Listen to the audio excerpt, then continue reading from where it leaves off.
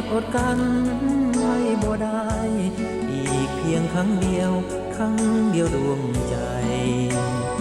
วอนน้องอย่ากระทำสิ่งใดที่น้องนั้นเคยทำผิดขอให้น้องเลิกมันด้วยจิตแห่งความสำนึกบาปกรรมแม้น้องนั้นคิดอวดทะนงว่าตัวเป็นหงส์สุดแสนงามแอบมีคู่ควงหลายคนประจำจะซ้ำเมื่อความงามสิ้น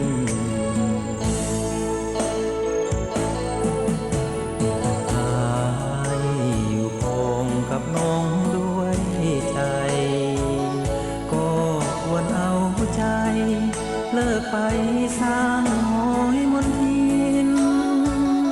อายยอมสละพักอื่นมาเพื่อน้องทั้งสิ้นเอาความดีล้า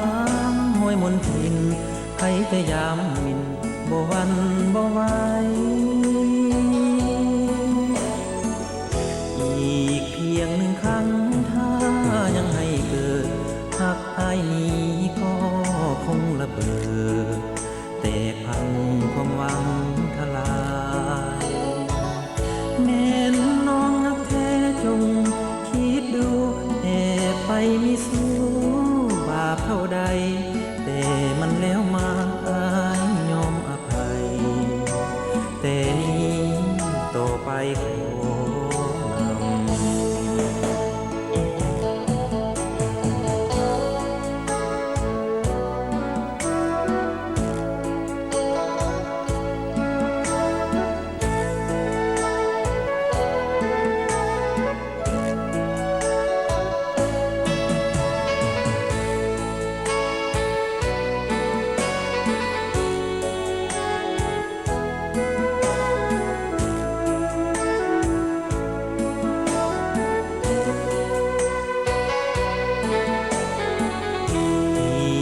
ยังคำถ้ายังให้เกิดหักหายนี้ก็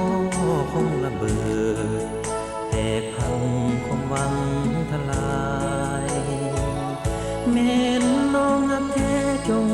คิดดูแอบไปไม่สู้บาปเท่าใด